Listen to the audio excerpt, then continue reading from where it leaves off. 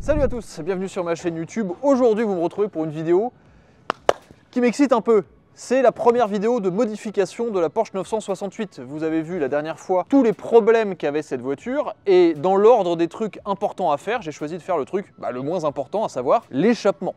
Aujourd'hui, je me trouve chez Scart. Alors, les Porschistes parmi vous, les amateurs de Porsche, connaissent forcément ce nom. Scart fait partie des spécialistes de l'échappement Porsche en France depuis, je sais pas moi, 20 ans. Je vais rentrer dans l'atelier, vous voyez que la 968 est déjà garée derrière moi. Discuter avec Martin, le fondateur de cette marque d'échappement. On va faire le tour des ateliers, nous montrer comment ils travaillent, établir un cahier des charges pour la 968, sachant que j'ai déjà mes petites idées en tête. Et ensuite, ils vont développer une ligne sur mesure avec des petites spécificités pour la voiture. Pourquoi est-ce que c'est la modification que je fais en premier alors que le châssis est de travers?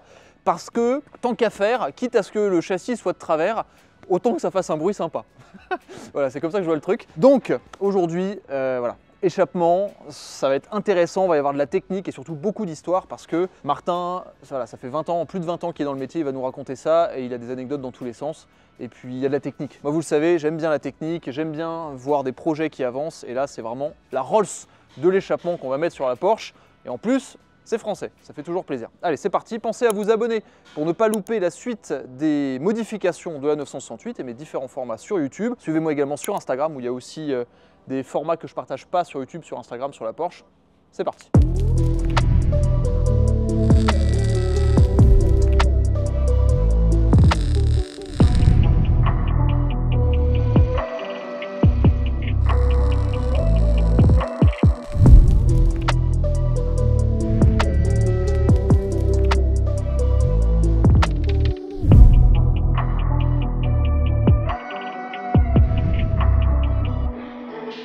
Martin, bonjour du coup, vu qu'on ne s'est pas vu avant.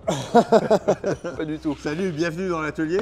Merci beaucoup. C'est cool. Moi je suis extrêmement content, la 968 est derrière. Aujourd'hui on part sur un projet assez sympa quand même. Explique-nous qui tu es, où est-ce qu'on est, l'histoire un peu de Scart et de Martin aussi. Ouais, alors ça c'est une longue histoire.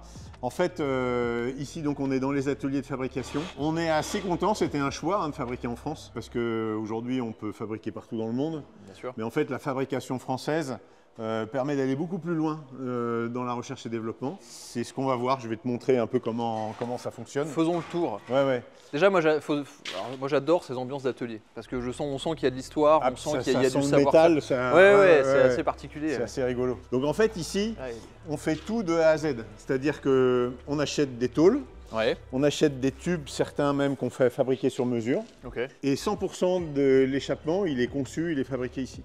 D'accord. Donc du début à la fin. C'est du début à la fin. C'est important. En fait, il y a 3 phases. Il y a une première phase, c'est de fabriquer les pièces qui vont composer l'échappement. En amont, bien sûr, il y a la recherche et développement, c'est-à-dire on fait les dessins. La plupart du temps, ça se fait sur une nappe de papier de restaurant ou c'est pas... À l'ancienne et tu pars avec la nappe. Ouais, on part avec la nappe. On n'a pas de bureau d'études, on n'a pas de trucs complexes comme ça. C'est de l'artisanat. C'est de l'artisanat, mais ça ne veut pas dire qu'on fait n'importe quoi. Ça veut dire que on va cumuler l'expérience qu'on fait depuis, maintenant ça fait plus de 20 ans. Tu es dans le métier depuis longtemps. Ouais, 2003 le premier échappement. On sait à peu près les directions dans lesquelles il faut aller. Il existe plein de logiciels qui, soi-disant, disent ce qui se passe. En fait, un échappement, si c'est bien fait, c'est pas un tube, c'est une émotion. Et donc, pour pouvoir faire ça, c'est pas un logiciel qui va nous donner l'émotion. C'est à l'oreille. Ouais. C'est même pas à l'oreille. L'oreille, c'est une partie du truc, mais l'autre partie, c'est comment tu vas le sentir ici. Et c'est ça qui fait que un échappement, s'il est bon, c'est pas avec tes oreilles, c'est avec ton corps que tu vas le sentir. Toi, c'est comme ça. Non, mais moi, c'est comme ça que je les mets au point. Toi, c'est comme ça que tu travailles. Tu les mets au point. C'est-à-dire que quand on tourne la clé, là, on va faire un prototype sur ta voiture, un truc qu'on n'a jamais fait. Et au moment où on va tourner la clé, après, il faut le valider par la route, etc. Mais il faut quelques secondes pour savoir si c'est bon ou pas bon. Parce que c'est une question vibratoire, pas une explication, c'est pas une équation.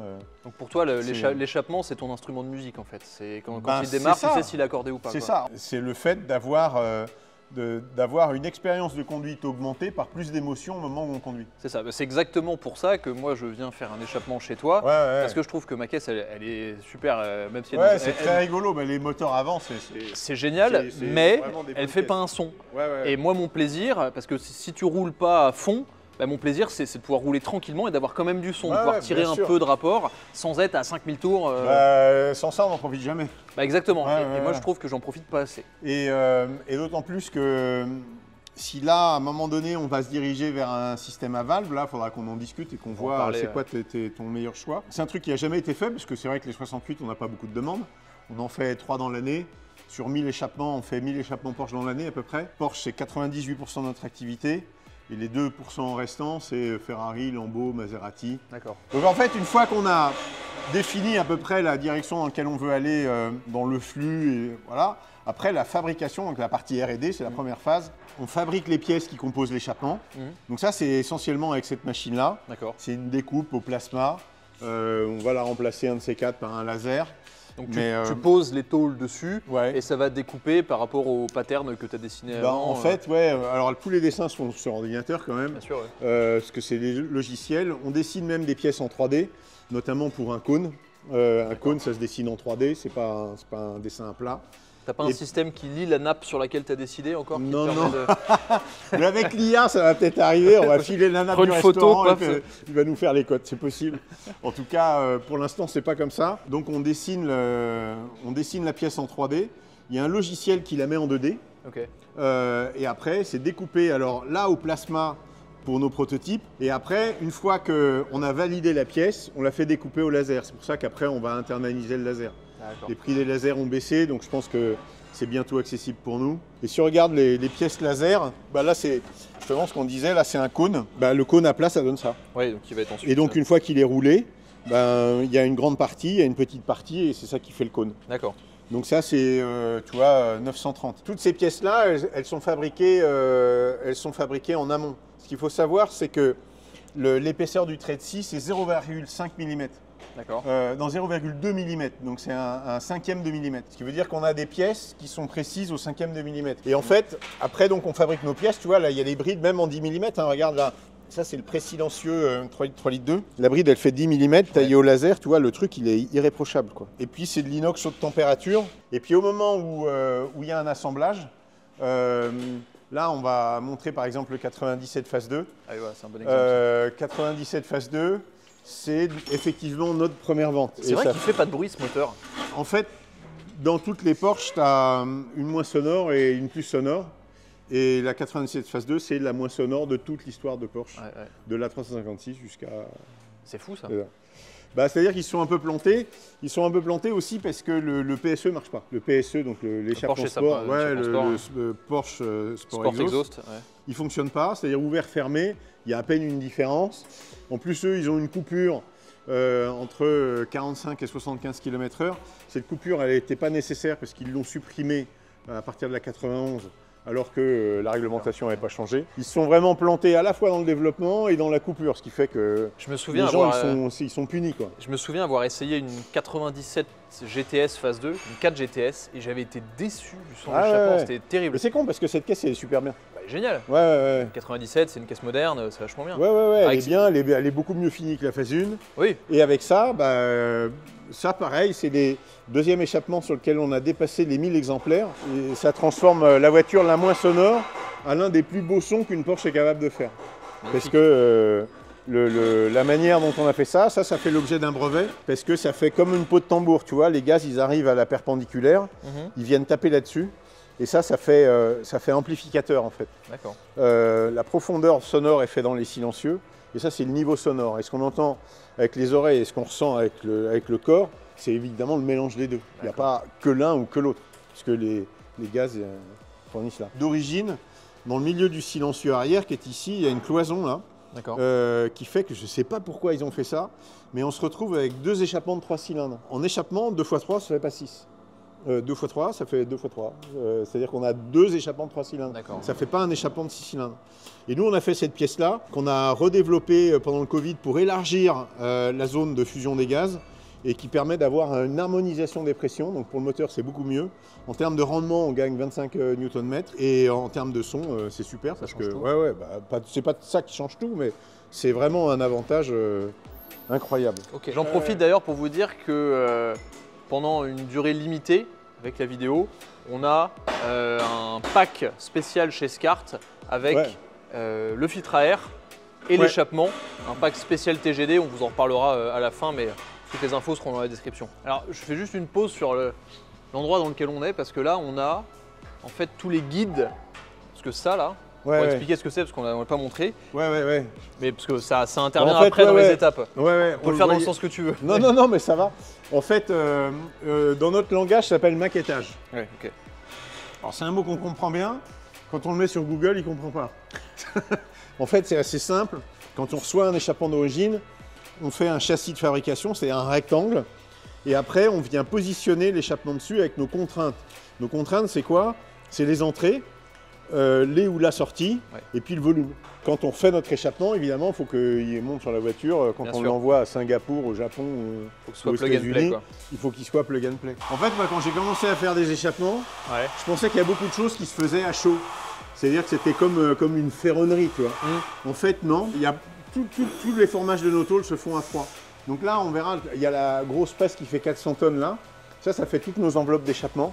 Et je t'expliquerai pourquoi on fait les détails avec les côtes de nervure, etc. Et puis ça, c'est une petite presse. Ça nous permet de faire nos évasements. Ça nous permet de remettre les choses au rond. Et là, par exemple, là, on a la connexion pour faire le 64. Donc je vais te montrer. Donc on met le... Tu regardes le métal, comment regarde comment... T'as vu? C'est très satisfaisant. C'est incroyable, hein? Voilà. Et là, on a... c'est incroyable. Alors, si tu touches, tu vois, c'est un peu chaud. Parce que le métal s'est déformé. Forcément, donc ça crée de l'énergie. Ça, c'est la presse. Celle-là, elle fait 400 tonnes. Les moules, ils sont taillés à la fraise numérique au 10e de millimètre. Ils sont dessinés en CAO. Ils sont faits pour avoir une certaine épaisseur. Donc là, c'est le moule de base pour le 96 Turbo. La tôle, c'est un 5. Et une fois que c'est passé dans le presse, il ressort avec les nervures comme ça. Les nervures, ça permet que quand il y a une post-combustion dans le silencieux, c'est-à-dire une inflammation des résidus des gaz d'échappement, s'il y a une étincelle, ça s'enflamme, ça explose. Donc c'est le bam qu'on entend dans l'échappement. En fait, le fait d'avoir les bords comme ça, ça nous permet d'avoir notre deuxième demi-coquille, elle est là, et ça permet d'avoir quelque chose qui est indéformable. Donc là déjà, dans le process de création des échappements, on avance bien déjà là. On n'a pas abordé une question qui est intéressante, c'est que toutes nos soudures, elles se font sous argon. C'est-à-dire que en fait, ce qui fait la corrosion d'une soudure, c'est l'oxygène. Et donc, il faut inerter la soudure, c'est-à-dire mettre un gaz qui va virer l'oxygène au moment de la fusion. Parce que la torche, elle fait un bain de fusion à 400 degrés. C'est pour ça que le métal commence à fondre. Le fait de le faire au gaz fait que la soudure, elle va être davantage liquéfiée. Et surtout, ça vire l'oxygène du cordon de soudure et qui fait que en fait, la soudure, elle va avoir la même propriété mécanique que la tôle qui est juste à côté parce qu'il n'y aura pas d'oxygène dedans. Extra, donc voilà, comme ça on a pu voir tout le processus de construction des échappements. Voilà, si tu veux, on va jeter un coup d'œil sur ta voiture. Je pense que maintenant, ce qu'il faut faire, c'est... Alors, techniquement, on l'a déjà fait, et on va le refaire pour la vidéo. Monter la voiture, que toi, tu nous donnes un peu ton avis sur l'état de ma merguez, et qu'ensuite, on part sur un cahier des charges.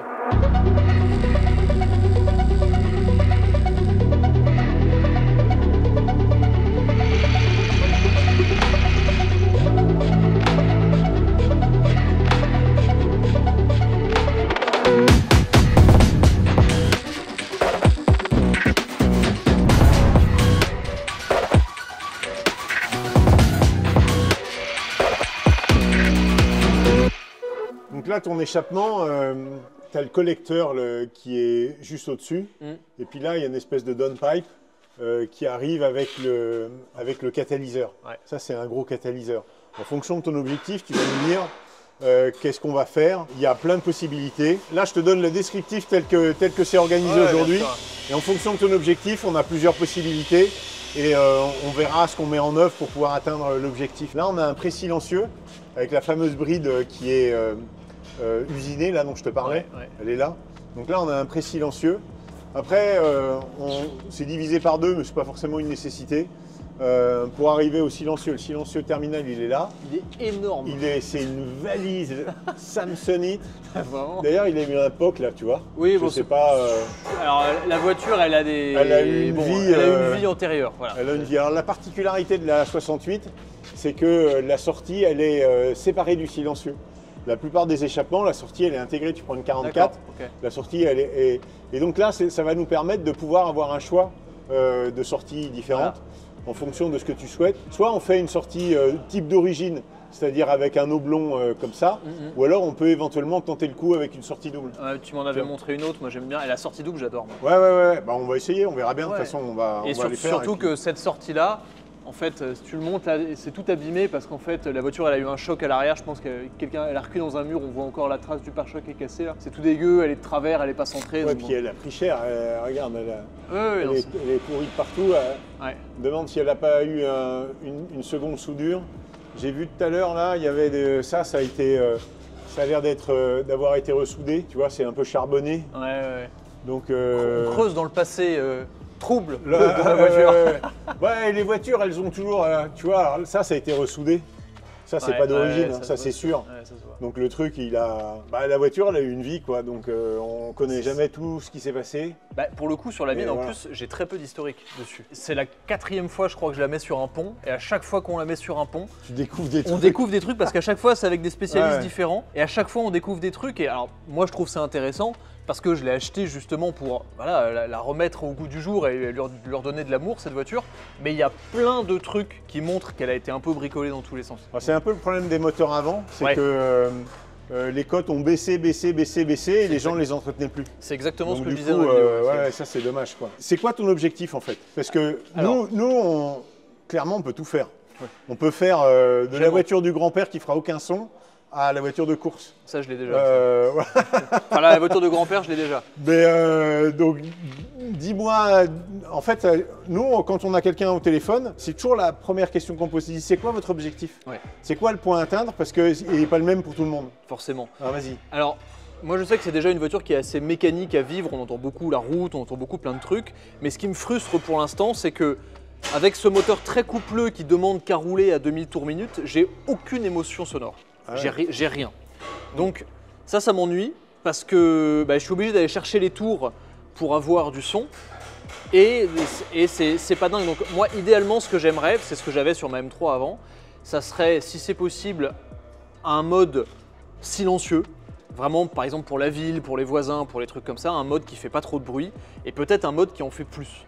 Ouais. Ou alors trouver le parfait intermédiaire entre une voiture qui est sonore, émotionnelle, sans être dans le débile non plus. Après, on a l'échappement à valve qu'on n'a jamais fait sur cette voiture-là. D'accord. Et moi, je suis prêt à relever le défi parce qu'on apprend toujours et c'est toujours intéressant.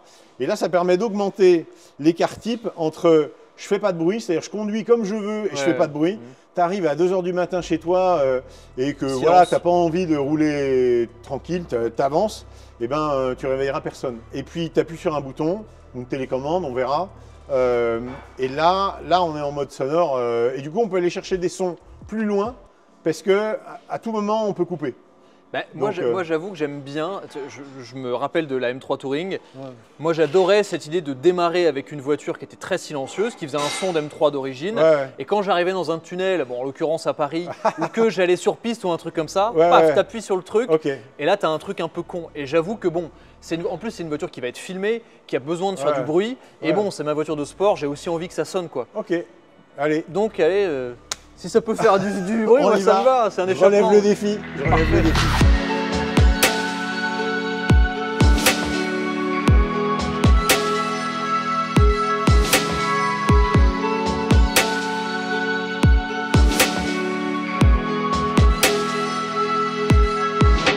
J'ai confié la mission à mon chef d'atelier. Mon chef d'atelier, ça fait plus de 20 ans qu'il fait que des échappements pour Porsche et Ferrari. On a dessiné l'intérieur du silencieux. C'est particulier un échappement à valve parce qu'on a 2 itinéraires complètement distincts à l'intérieur du silencieux. La valve qui est là, c'est pas la valve qui fait du son.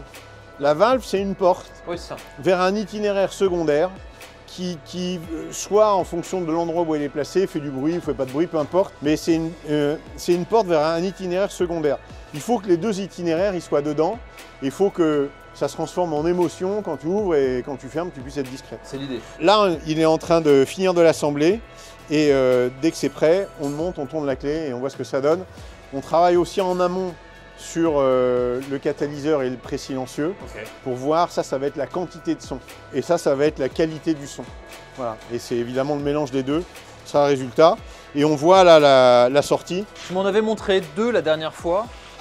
Tu m'avais montré celle qui était en mono sortie mais biseautée. Ah voilà, celle-là, je la trouve magnifique. Voilà, là je pense que tu vas gagner au change par rapport à ça fait course. Le merguez que tu avais là en sortie. Mais la sortie, ouais, je sais pas, avec l'accident, elle avait pris cher. Hein. Enfin, donc là, ça c'est le modèle de base. Et puis on est en train de voir, maintenant qu'on a la voiture là, on va pouvoir faire une solution à deux sorties. Mais comme on a cette largeur là, les deux sorties seront plus fines quand même, hein, beaucoup plus fines. Tu peux pas, ouais, sur la 968 Turbo S, effectivement, les sorties sont plus fines. C'est deux petites sorties. Deux petites sorties. Ouais. C'est vrai que j'arrive pas à me projeter. Moi, j'adore celle-ci parce que je la trouve très belle. J'adore l'aspect biseauté. Pour moi, ça fait course un peu. Et puis, c'est plus fin, justement. Alors, on n'a pas la boursouflure qu'il y a autour de l'autre. Bien sûr. Après, ça, c'est les goûts et les couleurs. Ça se discute pas trop. On va présenter l'une, puis l'autre, puis on verra bien c'est quoi le meilleur du truc. Très bon choix, exactement. Allez, feu.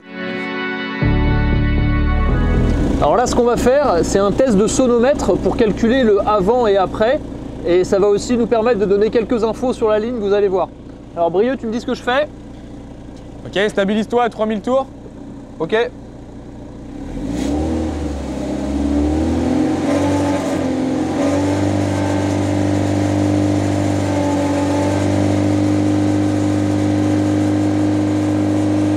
C'est bon?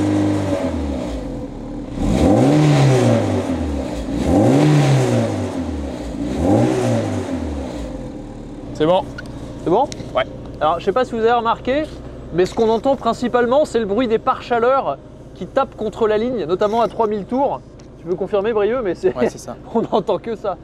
Ouais. Là, on est en moyenne à 86,8 en stabilisé. Ok. Au ralenti, on est à 78 décibels et en accéléré, on monte en moyenne à 91. D'accord. Mais oui, il n'y a pas que la ligne qui fait du bruit, quoi. Il y a tout qui brinque-balle. Au moins, on sait.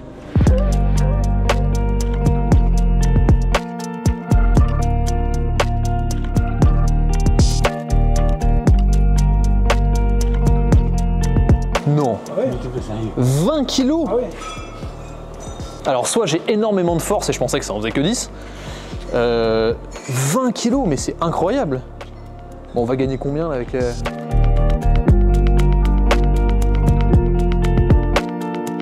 En vrai, c'est fascinant parce que moi, ça me passionne de voir des gens comme ça qui travaillent, qui sont experts de leur art. Mais lorsqu'on arrive dans l'atelier, déjà c'est très haut, c'est très grand, il y a des étagères immenses avec tous les modèles là, pour les échappements. Et il n'y a pas un ordinateur dans l'atelier, c'est assez marrant et tout fait très artisanal.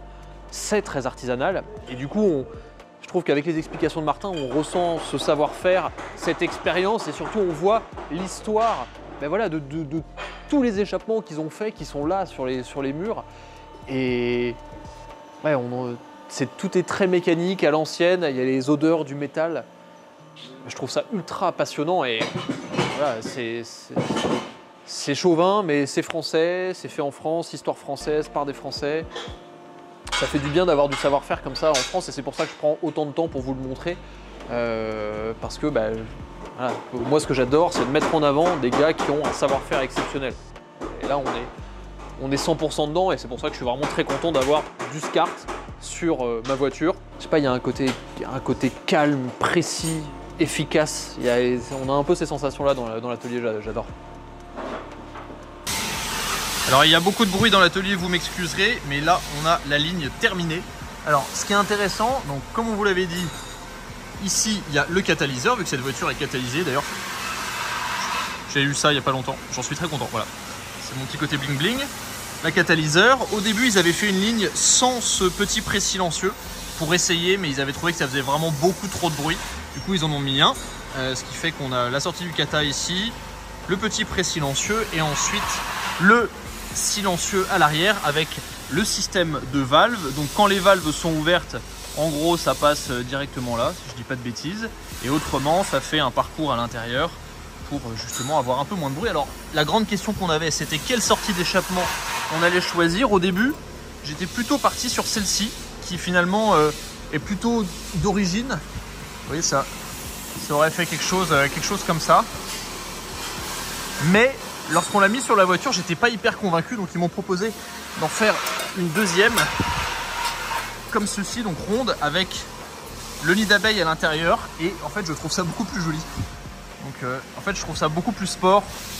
Alors c'est moins origine, mais ouais, je préfère. Donc on va monter celle-ci et puis ensuite on va voir ce que ça donne. Je suis vraiment intrigué. Et puis une fois que la voiture sera descendue, je pourrai vous montrer comment le système de gestion des valves a été installé à l'intérieur.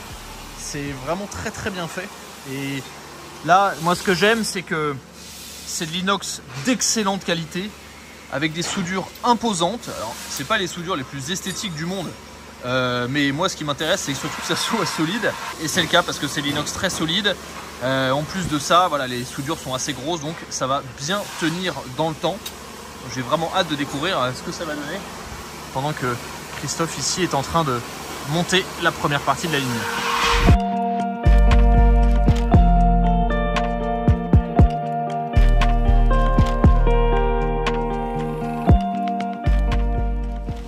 Donc là, la ligne est posée avec la nouvelle sortie d'échappement. Je préfère largement cette sortie. On verra ce que ça donnera quand elle sera posée, mais elle est bien centrée. Et on a donc tout le système avec le système à valve qui a été raccordé. Le système à valve, en fait, il passe par le côté. Il passe par quel côté? Non, il passe là. Ouais, ça. Il ressort là, il passe là. Tac. Et ensuite, il va remonter quelque part sous le moteur. Et donc là, ça c'est fait. Le pré-silencieux. Là. Et le beau silencieux avec le système à valve et la belle sortie. Magnifique. Le moment est venu d'entendre pour la première fois la voiture. Je vous avoue que je suis très excité parce que pour moi c'est vraiment la chose qui manquait sur cette auto, en dehors évidemment de tous les travaux dont je vous ai parlé. Le son, c'est le cœur d'une voiture, c'est l'émotion, c'est le plaisir de conduite même à basse vitesse. Et pour l'instant, avec cette voiture, j'étais un peu privé de ce plaisir. Donc, Brieux est à l'intérieur. Vous voyez la SRK qui est là-bas. Brieux, je te laisse la démarrer en mode valve fermée pour l'instant. Ah oui, déjà. Alors déjà, c'est un petit peu plus rauque. Vas-y, mets quelques petits coups. Ah oui. Ah, c'est plus rauque. Déjà c'est carrément plus rauque. Et vas-y, ouvre les valves. Ah oui, c'est plus rauque. Vas-y, un peu. Ah oui, la vache. Ah putain. Vas-y, remets un petit coup là. Ah oui, d'accord. Ah ouais, putain, c'est plus bruyant que ce que je pensais. Ah mais c'est trop bien. Putain, ça fait son de course. Wow, putain, je m'attendais pas à ce que ça fasse ce bruit là. De l'intérieur, j'ai hâte de l'essayer parce que de l'intérieur ça va être très cool. Ok, bah effectivement ça correspond au cahier des charges que j'avais donné, à savoir un son très tranquille mais quand même qui m'a l'air plus présent que l'origine, donc ça c'est cool. Et un son bah vivant. Ah, putain, j'ai hâte d'essayer. Puis la sonorité elle est belle, elle est grasse, elle est il y a du coffre, c'est canon. Alors évidemment la voiture avait un peu chauffé mais il fait froid donc la ligne envoie un peu de fumée, mais waouh, j'ai hâte de l'essayer. Bon Martin, on se retrouve quelques jours après avoir fini la ligne. Bah ouais, c'était un beau challenge. Nous on a adoré travailler sur ta voiture parce que bah, ça fait plus de 20 ans qu'on fait ce boulot là, mais à chaque fois qu'on a un projet nouveau, ouais, et ben on part d'une page blanche. Donc on est obligé de... Alors on a notre expérience bien sûr, mais moteur avant à valve, bah, il n'y en a pas beaucoup. Oui, puis t'en avais jamais fait des moteurs avant à valve. Clairement, on n'en a jamais fait. Déjà ça change. Déjà c'est plus la même chose quand même. Ça miaule bordel, ça miaule. On reste des gamins, quand il y a du bruit on est content. Alors même si j'ai vu ce matin la news comme quoi ils avaient trouvé des nouveaux radars, ah oui là faut que je laisse passer, des nouveaux radars anti-bruit qu'ils allaient mettre dans Paris, mais bon de toute façon on est habitué à ce qu'ils nous sortent des trucs amusants. Ouais bah c'est l'intérêt de la valve aussi. Oui, c'est-à-dire que... Exactement. Mais donc effectivement là moi tout ce que j'adore c'est que j'ai le petit bouton là sur la console centrale qui me permet de couper immédiatement le son et d'avoir une voiture aussi discrète que d'origine, un tout petit peu plus rauque. Mais c'est vraiment, enfin c'est pile ce que je voulais, c'est-à-dire la voiture elle reste discrète, c'est pas prenant dans l'habitacle. Là par exemple je vais aller jusqu'à 5000 tours par exemple. Ouais, il y a zéro bruit parasite. Zéro, rien. Donc ça déjà c'était vraiment le cahier des charges, puis c'est aussi ton expertise. Pas de bruit de parasite, c'est hyper important. Surtout que moi la 968 elle est pas du tout insonorisée, ça résonne beaucoup, surtout avec tout l'espace que j'ai à l'arrière. Donc je voulais pas de bruit de parasite. Et ensuite, le petit bouton, là immédiatement on entend un peu plus de... La tonalité change, ça change un peu. Après c'est comme un instrument, ah ouais. Et en fait, un échappement, si on compare un instrument de musique, ce serait à la fois un instrument à vent, parce qu'il y a de l'air qui passe dans un tube, et une percussion, parce que les explosions arrivent les unes derrière les autres. Et c'est une sorte de mélange des deux qui fait la sonorité qu'on écoute dans nos oreilles. Moi ce que j'adore c'est que ce moteur il se conduit vraiment entre 2 et 4000 tours. Et entre 2 et 4000... ça chante de suite quoi. Ouais, et c'est pile à partir de 3000, ça devient justement gras et assez explosif. 4, 5, 6, 7, cet rupteur, ça chante. Ouais. Et t'as ce multiton qui arrive à partir de 3000. Ouais, complètement. Et moi, ce dont j'avais peur avec ce moteur, vu que j'avais jamais entendu de 4 cylindres avec un échappement avant, enfin en tout cas de 4 cylindres comme ça, Porsche, j'avais peur que ça soit, tu vois, la même tonalité juste en plus forte tout du long. Ouais, alors ça, nous, on en avait un peu parlé au départ. Chez nous, ça n'arrive pas, parce que quand j'ai commencé à faire des échappements, il y a plus de 20 ans maintenant, on peut regarder ma barbe blanche, c'est que, en fait, les échappements qui existaient, c'est des échappements qu'on a, enfin moi j'appelle ça des échappements de grand-papa. C'est-à-dire, on a de la tôle perforée, de la laine, un pare-feu éventuellement, mais de la laine, et puis les gaz, ils vont tout droit, et puis la laine, en fait, elle fait éponge. Ouais. Et puis bah, évidemment il y a l'enveloppe du silencieux qui fait que la laine elle se barre pas, mais voilà, et c'est pour ça que parfois quand on a des échappements en carbone par exemple, et ben il y a la laine, donc en fait on pourrait mettre n'importe quelle matière, on pourrait même faire un échappement plastique parce que la laine elle est isolante en fait. Ouais, okay. Mais le problème de ces échappements là à grand-papa, c'est que en fait d'abord c'est monotonal, c'est-à-dire qu'on n'a qu'une seule note de musique on va dire, et on a un son qui est le même son du début jusqu'à la fin et juste plus fort. Et ça, pour moi, c'est pas intéressant, parce que d'abord, on peut avoir du multitonal, ça c'est notre recherche et développement, et ensuite on a un vieillissement. Quand on a de la laine, bah, la laine elle vieillit, elle durcit, elle cartonne, ce qu'on appelle chez nous, et donc après, à un moment donné, en fonction du mode de conduite, au bout de 5, 6 ans, parfois même si on pousse un peu dans la voiture, au bout de 2 ans, ton silencieux il a plus la sonorité que quand tu l'avais acheté. Ok, d'accord. Mais c'est vrai que tu vois, moi je suis arrivé avec un cahier des charges assez précis. Je voulais une voiture à la fois silencieuse enfermée et vraiment fun à basse vitesse. Et là, j'ai exactement ce que je veux, parce que là je suis sur l'autoroute, hop je ferme, paf, j'ai pas du tout la résonance. Même si c'est ouvert, j'ai toujours pas la résonance, c'est un peu la tonalité. La tonalité. Change, mais surtout, tu vois, j'ai le plaisir du talon-pointe à basse vitesse que j'entends, qui fait un peu, et même des petits pop-pop si je suis un peu généreux sur les gaz. J'ai là, tu vois, je suis à 3000 tours. Ah, c'est quand même... Ouais, puis il y a un vrai son de Porsche. C'est-à-dire c'est un son qui est grave. Ouais. Là, on va passer dans un petit tunnel. Donc mets-toi en seconde après le virage, tranquillement. Et quand tu es dans l'axe, quand tu es droit, parce que là aujourd'hui c'est un peu gras. Ouais, c'est un peu gras. Et là tu vas pouvoir mettre le pied dedans.